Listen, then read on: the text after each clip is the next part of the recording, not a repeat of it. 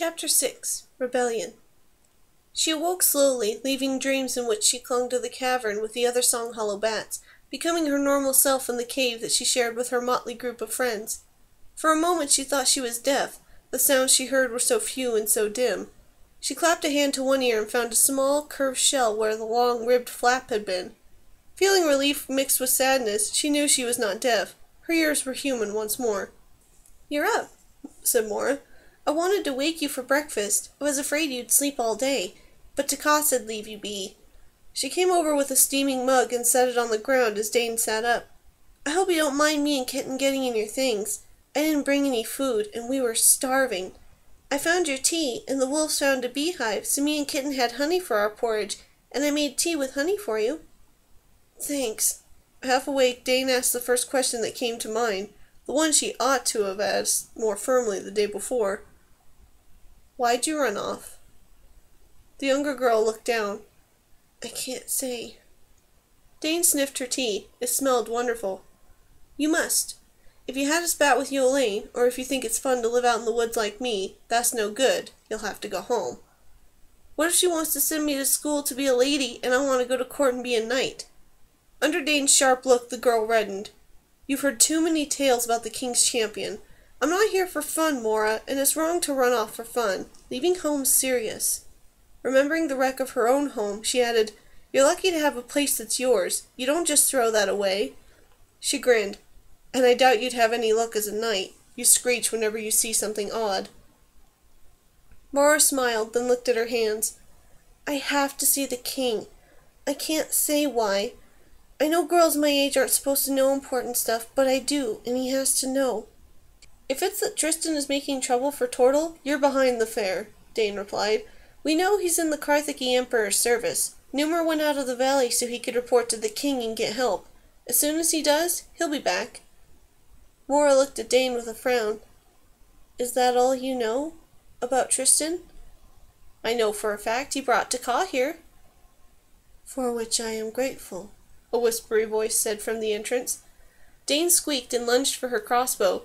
Mora rescued the endangered mug of tea. When Dane brought the cocked and loaded bow to bear on the entrance, she saw only Taka and Kitten. "Who said that?" she demanded. The basilisk stared at her. "I told you my people speak all tongues." The whispery voice did come from his mouth. "The only reason I did not address Lady Mora in this wise from the first was that my skills were rusty. In the divine realms and with you, it is easier to speak mind to mind." "Mithras Minos and Shaketh," Dane breathed. "I don't know what to say." "Then say nothing," advised Taka as he put Kitten down. "That is best." Still unnerved by hearing him speak human, Dane got clothing out of her packs and took it into her bedroll to dress.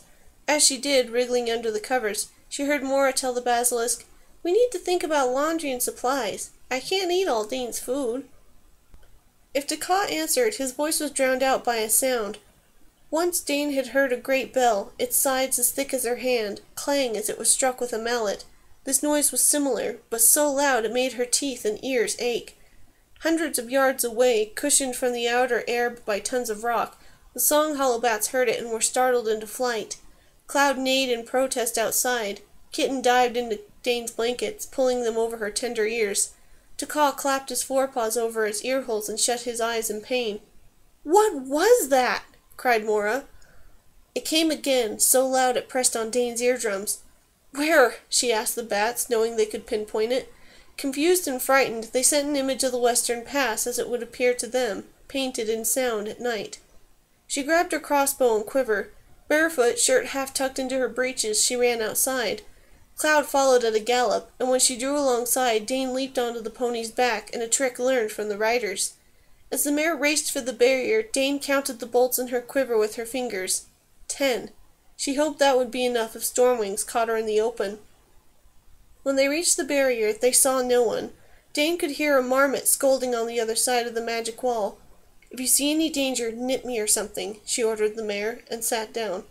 Closing her eyes, she listened for the marmot. She found her quarry instantly. The marmot, a female, was on the sloping ground that was the southern wall of the pass, guarding the entrance to the burrow she shared with her large family.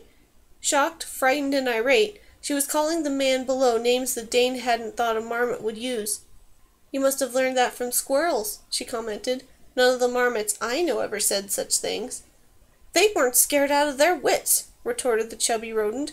"I was minding my own business, standing watch, and the two-legger made that noise. He scared me out of a month's fat. I'll have to eat twice as much now to be ready for the big cold, and look at him, he's going to do it again.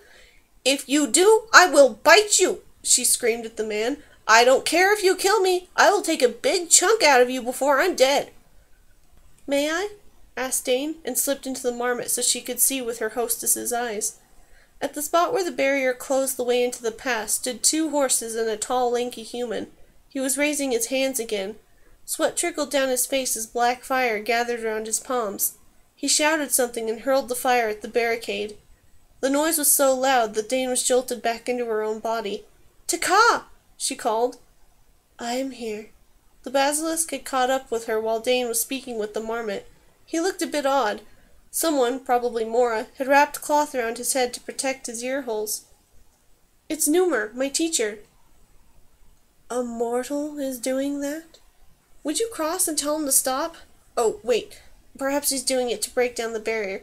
If he is, would you ask him how long it will take so I can warn my friends? I suppose he'll want to know about the cold thing, and you should tell him Mora's with us." "Let me go," said Taka, sounding faintly amused. "You may think of other things for me to tell him while I am gone." He walked over to the barrier and was halfway through when Dane remembered something else. "Taka, wait!" He looked at her. "Quickly, if you please. This is not comfortable." "If you can go through, Stormwings can go through. Warn him, please. They might be on their way now if Tristan heard all this racket." The basilisk walked through the barrier. Dane looked at Cloud. "I need my writing kit. Taka doesn't know all I've learned, and Numer has to be warned." She stopped. In her mind she heard approaching Stormwings. "We've got trouble," she said, and mounted the pony. "What did Taka call them? Flappers?" "Just what we need," replied the mare. In the distance she heard Mora say pleadingly, "Go away, please!" Cloud picked up her pace, and they rounded a bend.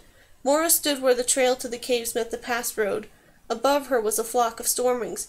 "Mora, get down!" shouted Dane. Cloud stopped as she brought the crossbow to bear on one of the monsters. "No!" Mora lunged at Dane, grabbing for the bow. Her weight dragged Dane's arm down. For one perilous moment the crossbow was aimed point-blank at the 10-year-old's chest. Cloud reared. Mora lost her grip on the bow, and Dane swung it away from her. She was trembling in fear and anger. "Don't ever do that again!" she cried. "I could have killed you!" "I'm sorry," Mora said, looking down, "but I couldn't let you hurt them." Stormwings were landing on the ground in front of them. 3 moved out of Dane's sight. Turning, she saw them settle on the road behind her, cutting off any escape. Coldly she leveled her weapon at the nearest Stormwing, a male who wore a collection of bones braided into his long blonde hair. He stared back at her, contempt in his eyes, then looked at the younger girl. "Tell her we mean you no harm, Lady Mora." "You're on speaking terms with them?" Dane asked. Mora shrugged. "They visit Yelaine and Belden a lot. He is Lord Rakash." "And she is a Stormwing killer," barked the snarl-haired brunette who had spoken to Taka the day before. "She slew one of our queens last year." "She tried to kill me," Dane snapped. "It was a fair fight, a lot fairer than she deserved." Rakash hopped around Mora and stopped near Cloud, looking her and her rider over with chilly green eyes. The mare had seen his kind before. While their scent of rotten meat and bad death hurt her nose, she had learned to stand fast when they were near. She eyed Rakash, small ears flat against her skull. Dane knew what was in the pony's mind. One more hop and he'd be in range for a bite. "Don't hit the feathers," warned Dane silently. "They'll cut your mouth." "Don't teach your dam to nurse a foal," Cloud retorted. "You are quick to judge us, Stormwing killer," Rakash snarled. "Too quick for a human. You come from a race that spends more time murdering your own kind than do all the immortals put together, yet you insist you are better than us." He spat on the ground and looked at Mora. "You cannot leave Dunlath, and you must not stay here. Come home. Yelaine doesn't need to know you were away." "You mean she hasn't noticed I'm gone?" Mora said bitterly. "Has anyone?" "That is unjust," the Stormwing replied, firmly and gently. You know very well that the cook and your nurse are frantic that you've vanished." "I left them notes. I told them not to worry." There was something odd between these two, Dane realized. The immortal spoke to Mora with affection. That was impossible. Stormwings were cruel, heartless. She had enough experience of them to know that. Worse, Mora addressed Rakash as she might an older brother or an uncle. Watching the immortals, Dane saw that she needed help. Starlings gathered with the coming of fall to gossip and to migrate. Nearby she found 3 such flocks, each with over 50 birds, and called them to the trees and rocks around her before she looked again to Mora at Rakash. "Do you know what his sort do?" she asked the younger girl. "They befoul the dead who fall in battle. They live on human fear and anger. They're monsters." Mora shrugged her thin shoulders. "They can't help how they're made, Dane." "Mora," Rakash shook his head, "you can't just run away from home. And you shouldn't encourage her," he told Dane. "You're old enough to know better." "I already know better," retorted Mora. Dane glared at the Stormwing. "I haven't been encouraging her. I tried to make her go back. You're the one with the wings. You take her." Mora sat on the ground, chin sticking out. "I won't go back, and you can't make me. They're traitors. I won't stay under the same roof with them. My father would haunt me all my life if I did." "Let us talk of this away from prying ears," Rakash said, an eye on Dane. "We can speak of it now. Dane can't tell anyone. She's stuck here too." "Quiet!" ordered the Stormwing. "You're a child. You do not understand what is taking place, and you must not speak of matters you cannot comprehend." Her sense of humor overpowering her hatred of Stormwings, Dane looked down so Rakash wouldn't see her smile. Obviously he liked Mora, or he would have bullied her rather than debated with her. She could also see the debate was useless. Mora had the bit between her teeth and would not obey orders. "Go on," she urged the fuming immortal. "Shut her up. I never thought to see you stinkers balked by anyone, let alone a 10-year-old. Rakash turned red under his dirt, and a few of his own flock cackled. "It is hard for us to bear young," he said, a hint of gritted teeth in his voice. "That being the case, we value others young, particularly when they are neglected. Affection has led me to indulge Lady Mora more than is wise." Mora sighed. "All right, Lord Rakash, I'll hush. Only, I'm not coming back with you. You don't have to tell them you saw me." Rakash shook his head. "If you were mine, I would beat you," he said with grim resignation. He looked up at Dane, eyes sharp. "As for you!" Dane grinned and made a silent request of the starlings. They set up a clamor, flapping their wings and voicing painfully shrill, loud whistles. "Go on," she told Rakash, raising her voice to be heard. "Take me in. You might last 2 or 3 minutes in the air with my friends going for your eyes." The Stormwing looked at the birds with alarm. Starlings, cowards and clowns, alone or in small groups, were bullies in a flock. Their whistles alone made the immortals try unsuccessfully to cover their ears. "The gods help you if I catch you in the open," Rakash snarled, flapping his wings. "Mora, you had better rethink your choice of friends." The Stormwings took to the air as the starlings jeered and insulted them. Wheeling, the immortals flew straight at the barrier and passed through. "But what about your friend?" Mora cried, grabbing Dane's arm. "It was him making the noise, wasn't it? They might hurt him." "I don't think so," said Dane, watching the barrier. There was a sound like a thunderclap. The Stormwings returned, covered with soot from claws to crown and reeking of onions. "They hate onions," Dane told Mora as they flew by, tears running down their faces as they sneezed frantically. "We found out last fall when we helped mop up after pirates raided Port Leggan." "Goddess bless," the younger girl breathed, watching the retreat until the Stormwings were no longer in view. Dismounting from Cloud, Dane let the pony go ahead of them on the trail to the caverns. "I can't believe you like them," she muttered. Mora glared at her. "Well, I can't believe you like wolves." There was little Dane could say to that. She didn't try, knowing Mora would disagree with whatever arguments she made.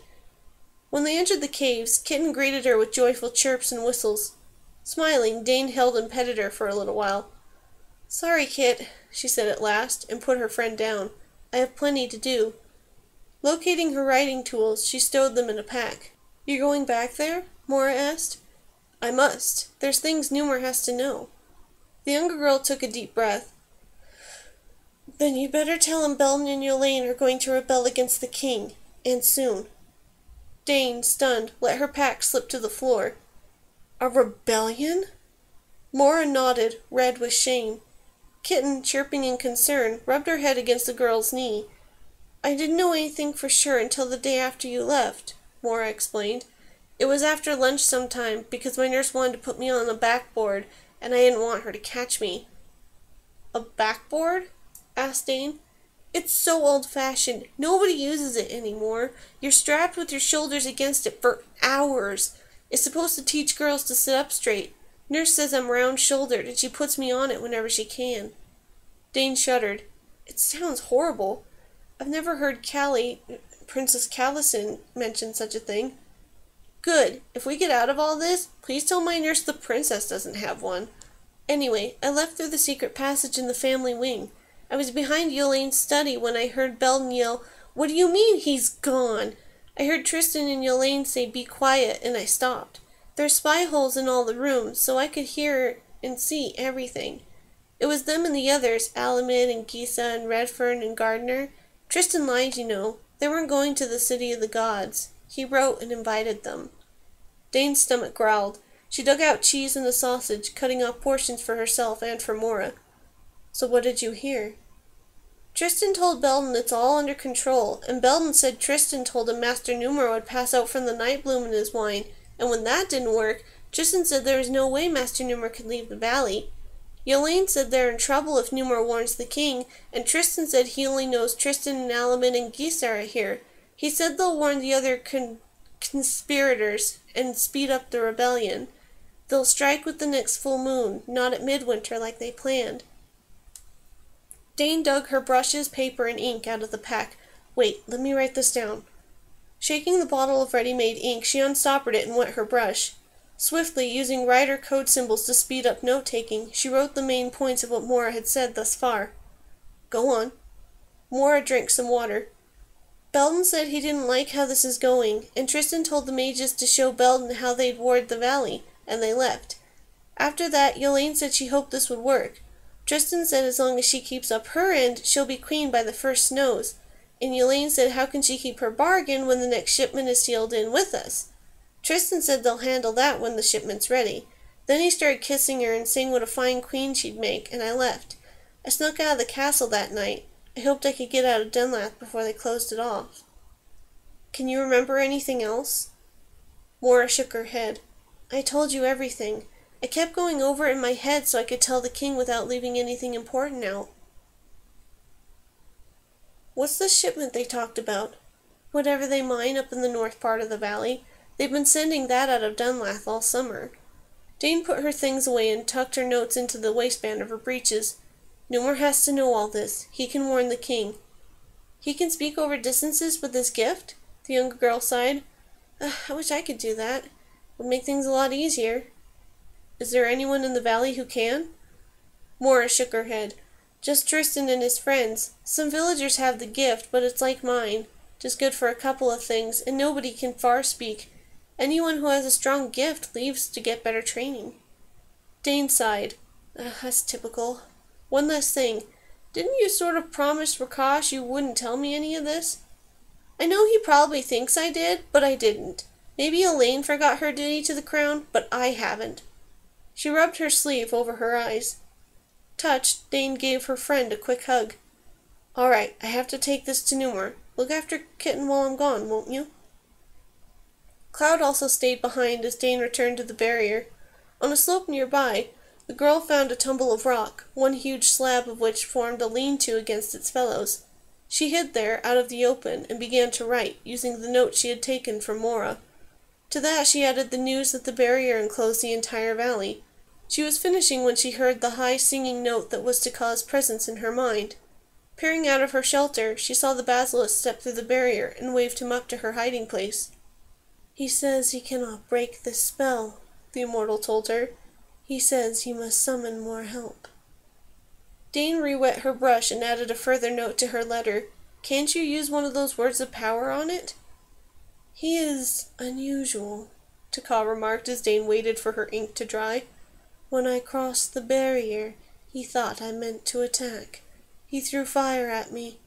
I sang the rock spell without thinking. I am not at my best when I am rushed." A note that might have been amusement entered his soft mental voice. "He became stone, of course. The spell never fails. It lasted for a breath, and then he shattered it, as if all I had done was pour clay on him and bake it. And then he asked me to do it again, to see if he could break the spell twice." Dane rubbed her aching head. "He would," she said dryly. "And did you?" "I suggested that the time to conduct experiments will be when all of us have the leisure to enact them properly. If you encounter dragons, you will find the same excuse works with them.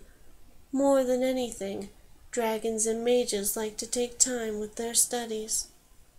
"Well, thank my throats for that," replied the girl. "Will you take this to him? It's important." "To become a messenger at my age," Taka remarked, shaking his head. Dane smiled up at him. "Thank you. I am grateful for your help." There was affection in his voice when he replied, "It is I who must thank you. In 400 years in the divine realms, I have not enjoyed myself as much as I have in the last 2 days. Life is more vivid here, much headier." The message in his hand, he returned to the glowing barrier and passed through. She waited for a moment and then decided she wanted to hear Numer's comments as he read her note. Reaching, she found the marmot and asked again for permission to become part of her. The chubby creature, named Quick Munch, agreed. Dane had the knack of it so well by now that it took only an eye blink to enter the marmot. It took a bit longer to convince Quick Munch to leave the safety of the burrow and her family, and to approach Numer and Taka so she could hear them.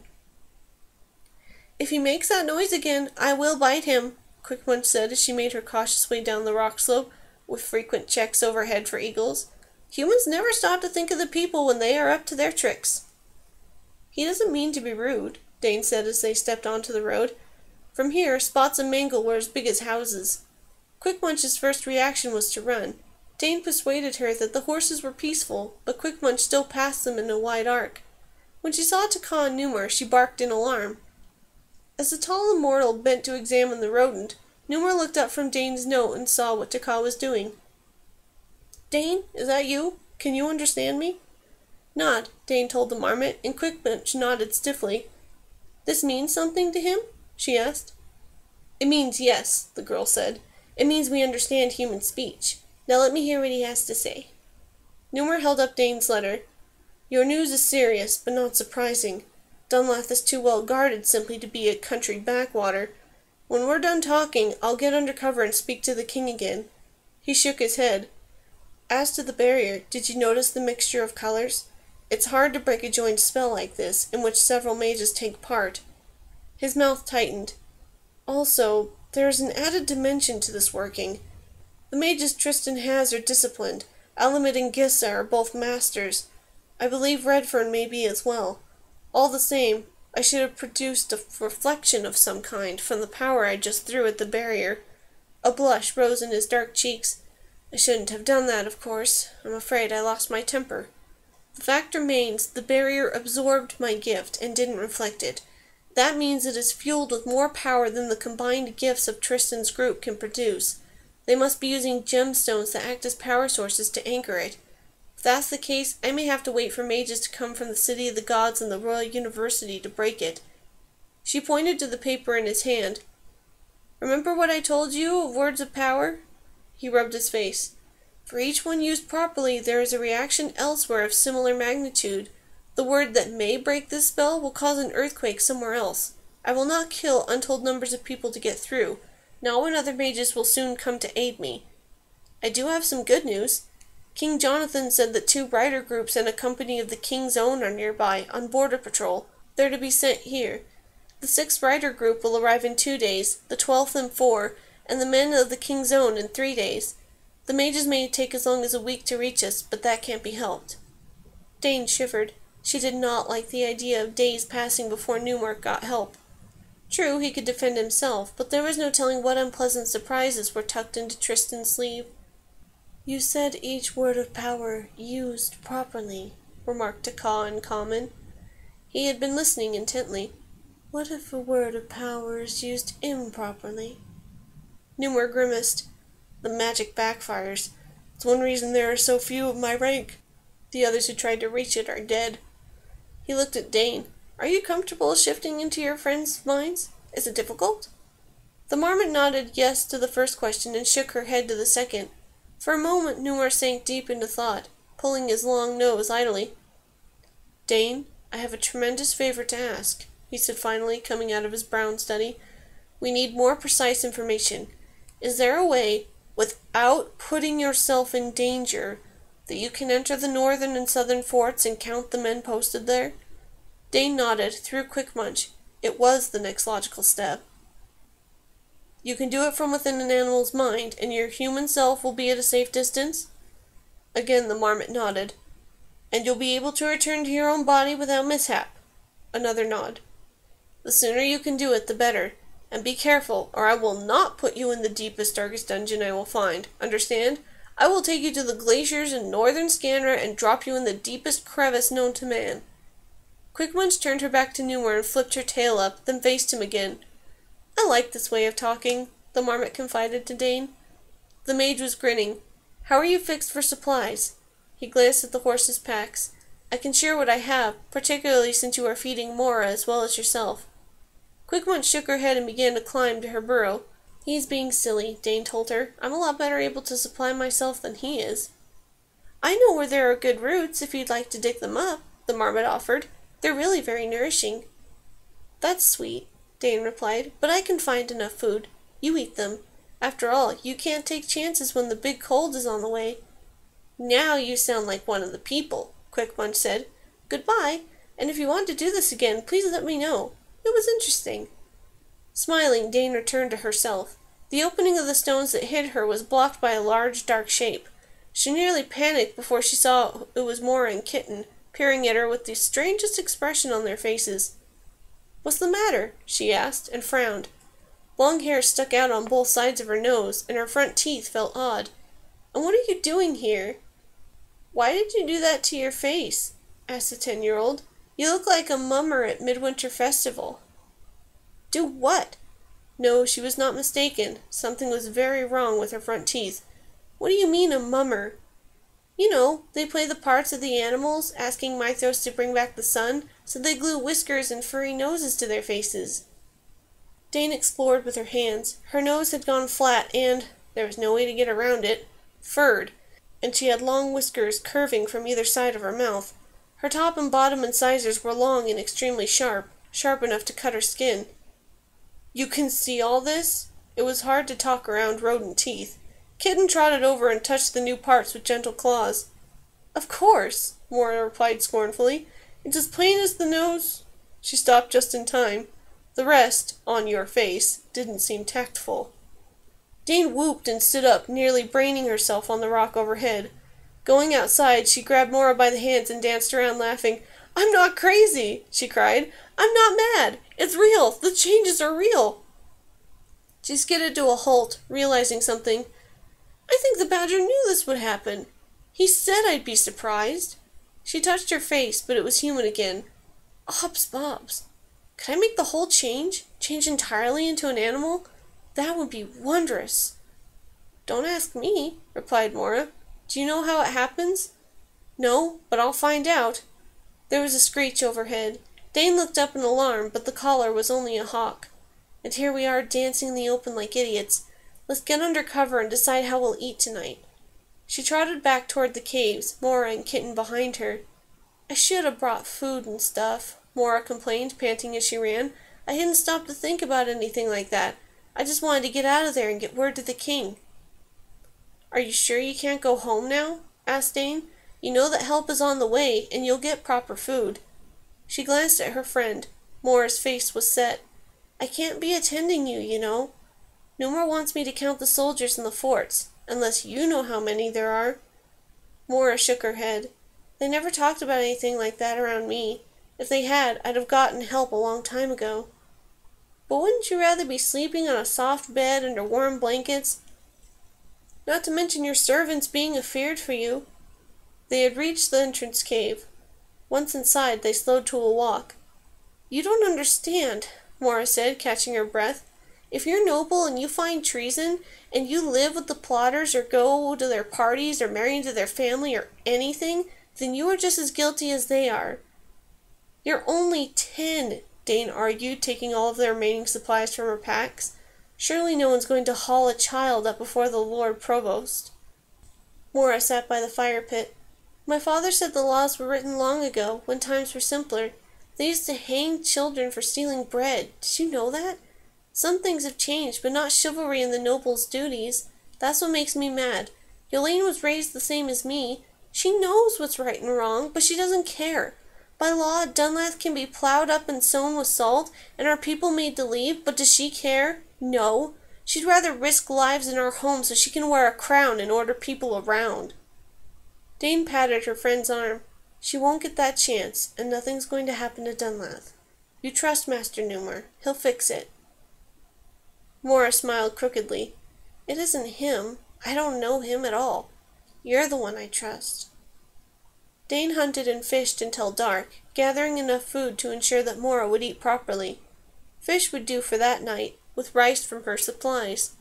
The game birds could be baked in clay for Mora to have later. Kitten found mushrooms and blueberries, which would make pleasant additions. When they returned to the caves, Taka was there. "He is under cover, natural and magical for the night," the basilisk said as the girls began to cook. "I promised him that I would stay with Lady Mora." The 10-year-old grinned. "I'd like that." Seeing the pleasure in her face, it was hard to believe that 1 day ago she had screamed upon seeing him. "The wolves still make me nervous." When Dane glanced at her, she shrugged. "I'm sorry, they just do. Speaking of them, where have they been all day?" "Hunting, I suppose," Dane replied. "Some days it takes longer than others." She tried to remember when she last saw the pack and realized it had been the evening before. They'll be back when they fed. She was dishing up the rice and fish when she saw Taka reach into a pouch in the skin of his belly. "Did I know you had that?" she asked, curious.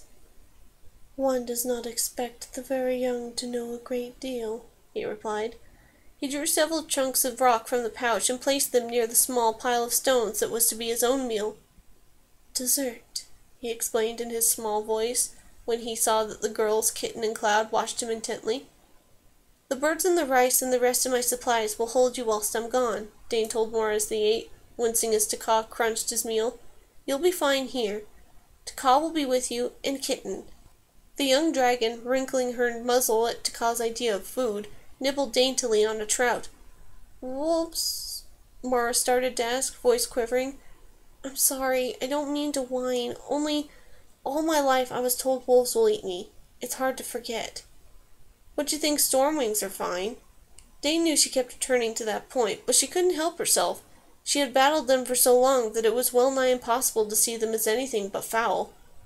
"Not all of them. The one that called you a stormwing killer and some of the others can be nasty, but Lord Rakash takes me flying sometimes." Dane gaped. "Flying?" "Yes. They made a rope sling for me, and they carry me in their claws. It's fun. They're a lot stronger than you think." "Smell?" Dane's voice came out as a strangled squeak. "Oh, I dabbed perfume under my nose, and I breathed through my mouth. Once I was getting over a cold, and I couldn't smell a thing. That was the best time.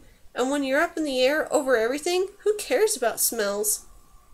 The rest of his meal eaten, Taka put a dessert rock in his mouth and hummed his satisfaction. Dane, glad to change the subject, asked, "Is it good, then?" Taka nodded. "The best I've ever had. They are well aged, and I am most partial to this dark variant." Mora shook her head. "Wouldn't you rather have real candy? I have spice drops. You just reminded me." She fished a crumpled paper from a pocket and offered its contents to Dane and Kitten, who accepted with pleasure, then to Taka. The basilisk thanked her politely, but it was easy to see he was not tempted to trade his candy for hers. "What is it, the stone you're heating?" Dane asked. The basilisk chose a rock and made a sound that was half whistle, half croak. The rock flared with a multitude of lights colored blue, violet, and green, with tiny sparks of red and amber. Slowly, the lights faded. "Black opals," the immortal announced with pleasure. "The finest I have ever eaten." Kitten sat up and whistle-croaked. The pile of stones shone with the same rainbow of colors and went dark. "Very good, Sky Song," approved Taka. Dane frowned. Here was the answer to the mines in the Emperor's interest. "Yolaine ships opals to Carthage," she said, "and Osborne gives her mages, gold, maybe even soldiers for when she rebels against King John." "This just gets worse and worse." Mora's voice was tight. "It's illegal to mine precious metals and stones without telling the Crown." "Probably for just this reason," Dane pointed out, "so folk won't sell them and use the money, or the magic, to make trouble." She put a hand on Mora's shoulder. "We'll stop them, Lady Mora. You'll see."